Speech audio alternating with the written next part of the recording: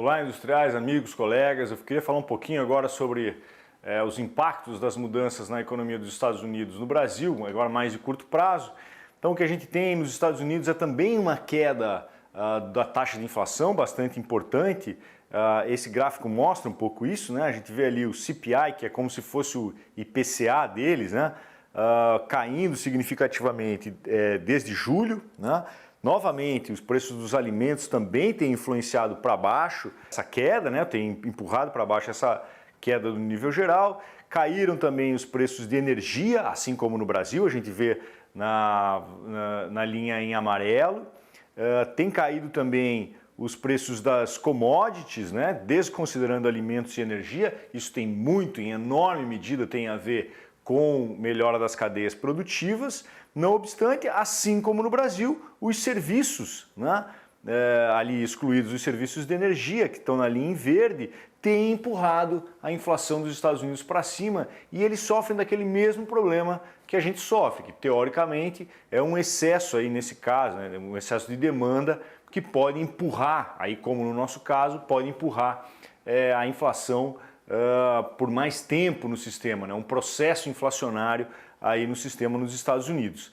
Bom, qual é a diferença nos Estados Unidos em relação ao Brasil? Olha para esse gráfico das expectativas de inflação nos Estados Unidos para um ano para frente e para 3 anos para frente, o que a gente vê é que com o passar do tempo, especialmente desde julho, né, de 2022, as expectativas de inflação têm caído sistematicamente nos Estados Unidos. Elas se mantêm em queda, continuam caindo, tanto para o curto prazo como para o longo prazo, que é diferente aqui do Brasil.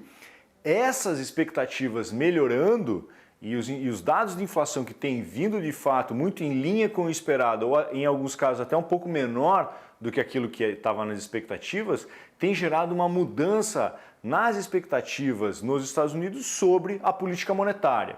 Então, esperava-se há um mês e meio atrás, por exemplo, que a taxa de juros, que vai ser decidida agora, na quarta-feira, fosse aumentar em 0,5 pontos percentuais. Hoje as expectativas já estão mais próximas de 0,25 de aumento da taxa de juros. Não por outra razão, aumentou muito o afluxo de dólares ao Brasil, o que valorizou a nossa taxa de câmbio.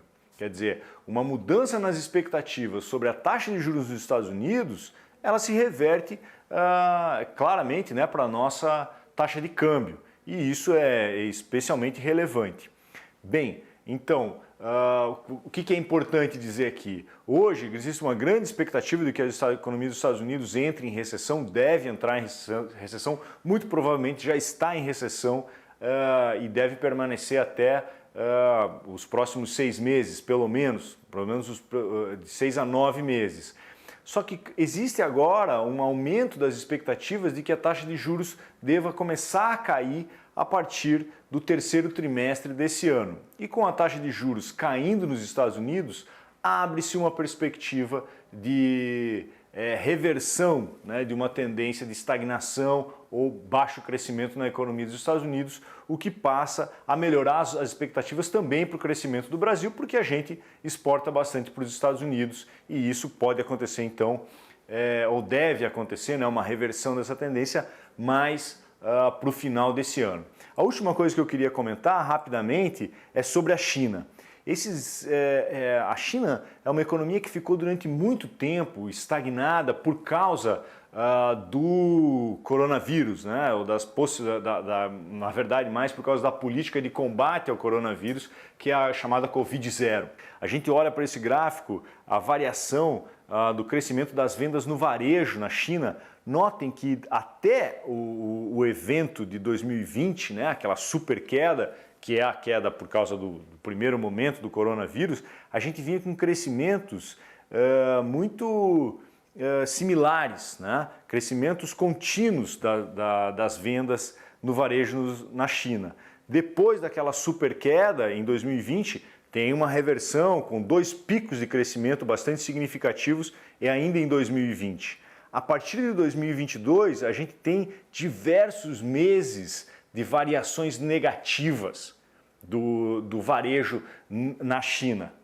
Então, o que se espera para frente é essa reversão desses momentos de queda das vendas no varejo dentro da China que aconteceram em 2022. O que a gente está dizendo aqui?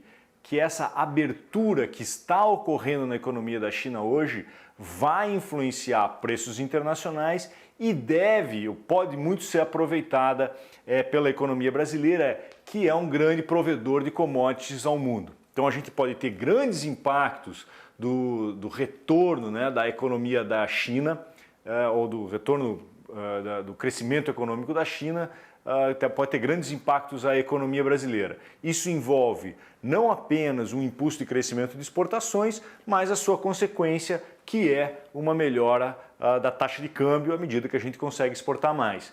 Então, resumindo tudo, se a gente tiver uma boa regra fiscal, se a taxa de juros dos Estados Unidos efetivamente passar a cair a partir do final do ano e se a gente tiver, como é muito possível, um crescimento vigoroso da economia da China, os impactos sobre a nossa taxa de câmbio devem ser a de uma melhora consistente, de uma valorização consistente, muito provavelmente com taxa de juros, com taxa de câmbio brasileira indo mais próxima a 4,90 no final do ano. Era isso que eu queria ressaltar. Muito obrigado e até a próxima análise.